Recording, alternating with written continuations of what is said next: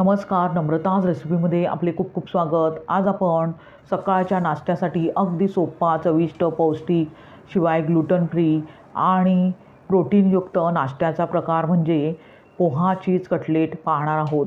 पोहे भिजवलेले असतील व बटाटे उकडलेले असतील तर फक्त 10 मिनिटात हा पदार्थ तयार होतो आणि खायला तर फारच अप्रतिम लागतो।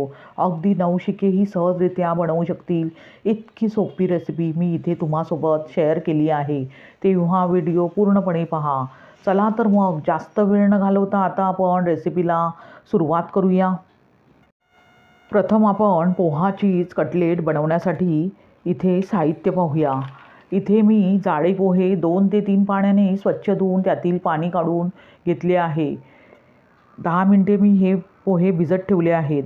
चीज आवश्यकतेनुसार, 1 चमचा आलं लसूण हिरवी मिरची आणि कोथिंबीरीची पेस्ट, किसलेले गाजर 1 व 1 बटाटा उकडलेला किसलेला घेतला आहे, तांदळाचे पीठ आवश्यकतेनुसार, पावडर मसाल्यांमध्ये पाव चमचा लाल मिरची पावडर, पाव चमचा चाट मसाला, पाव चमचा धनेपूड व चिमूटभर हळद, मीठ चवीनुसार आणि तेल आवश्यकतेनुसार। आपल्याला आता सर्व साहित्य एकत्र करून घ्यायचे आहे। इथे मी एक बाउल घेतला आहे, त्यामध्ये भिजवलेले जाड पोहे घालायचे आहेत। पोहे मी 2 ते 3 वेळा स्वच्छ पाण्याने धुवून त्यातील पाणी पूर्णपणे काढून 10 मिनिटे भिजत ठेवले होते। आता पोहे बाउलमध्ये घेतल्यावर त्यामध्ये एक एक करून सर्व जिन्नस आपण घालणार आहोत। प्रथम आपण ज्या भाज्या किसून घेतल्या आहेत, गाजर व बटाटा, ते आपण ह्यामध्ये घालणार आहोत। भाज्या अशा प्रकारे किसून घेतल्यामुळे कटलेट तुटत नाहीत आणि व्यवस्थित एकजीव होतात। आता त्यामध्ये 1 चमचा हिरवी मिरची, आलं लसूण आणि कोथिंबीरीची पेस्ट घालायची आहे। तिखटाचे प्रमाण तुम्ही तुमच्या आवडीनुसार करू शकता। त्यानंतर त्यामध्ये जे आपण पावडर मसाले घेतले आहेत, त्यामध्ये पाव चमचा चाट मसाला, पाव चमचा धनेपूड, चिमूटभर हळद आणि पाव चमचा लाल तिखट घालायचे आहे। त्यानंतर आपण लगेचच चवीनुसार मीठही घालायचे आहे। मीठ घालताना अगदी बेतानेच घालायचे आहे, कारण आपण ह्यामध्ये जे स्टफिंग भरणार आहोत ते चीजचे आहे। चीज थोडेसे खारट असते, त्यामुळे आपण मीठ अगदी बेतानेच ह्यामध्ये घालणार आहोत। आता हे प्रथम सर्व साहित्य हातानेच अगदी व्यवस्थित एक गोळा तयार करून घेणार आहोत। इथे आपण बिलकुल पाण्याचा वापर करायचा नाही आहे। आपण पाहू शकता अगदी व्यवस्थित गोळा तयार झाला आहे। आता आपण ह्याचे कटलेट बनवून घेऊया।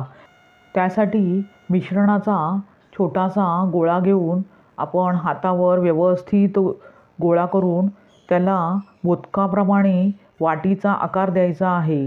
आपण ह्यामध्ये स्टफिंग भरून घेणार आहोत। त्यामध्ये जे चीजचा मी 1 क्यूब किसून घेतले आहे, ते थोडे थोडे आपण ह्या वाटीत भरून अगदी कडा व्यवस्थित बंद करून घेणार आहोत आणि त्यानंतर कटलेट कटरच्या साहाय्याने त्याला अगदी कटलेटचा व्यवस्थित हार्ट शेप टाईप आकार देणार आहोत। अशा प्रकारे मी कटलेटचा आकार व्यवस्थित करून घेत आहे। आपण पाहू शकता अगदी व्यवस्थित परफेक्ट कटलेट तयार झाले आहे। ते आता आपण एक प्लेटमध्ये काढून घेऊया। अशाच प्रकारे मी दुसरेही कटलेट तुम्हाला बनवून दाखवत आहे। आपण पाहू शकता सर्व कटलेट बनवून तयार झाले आहेत। ते आता आपण शॅलो फ्राय करून घेऊया। त्यासाठी मी एका गॅसवर पॅन गरम करत ठेवला आहे। गॅसची फ्लेम मीडियम ठेवायची आहे। आता त्यामध्ये मी 4 चमचे तेल घातले आहे। तेल व्यवस्थित गरम करून घ्यायचे आहे। त्यानंतरच आपण कटलेट व्यवस्थित तळून घेणार आहोत। आता तेल व्यवस्थित तापले आहे, त्यात कटलेट सोडूया। प्रथम तांदूळाच्या पिठात कटलेट घोळवून त्यावरील जास्तीचे पीठ काढून कटलेट तेलात सोडायचे आहेत। अशा प्रकारे जास्तीचे पीठ काढल्याने तेल खराब होत नाही। मी अशाच प्रकारे सर्व कटलेट पिठात घोळवून तेलात सोडत आहे। कटलेट फ्राय करताना गॅस मीडियम ठेवावा आणि गोल्डन कलर येईस्तोवर दोन्ही बाजूने अगदी खरपूस भाजून कटलेट घेऊया। आपण पाहू शकता एक बाजू अगदी व्यवस्थित भाजली आहे। आता दुसरी बाजू अशाच प्रकारे गोल्डन कलर येईस्तोवर भाजून घेऊया। आपण पाहू शकता आपले पोहा चीज कटलेट खाण्यासाठी तयार झाले आहेत। ते आता आपण सर्व करूया।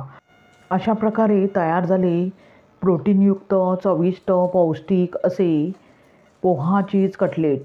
तुम्ही तुमच्या आवडीनुसार छोट्या किंवा मोठ्या साईजचे कटलेट बनवून घेऊ शकता. फारच अप्रतिम अशी चव लागते.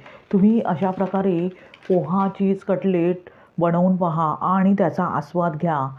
तुम्ही तुमच्या मुलांच्या डब्यासाठीही ह्या कटलेट देऊ शकता.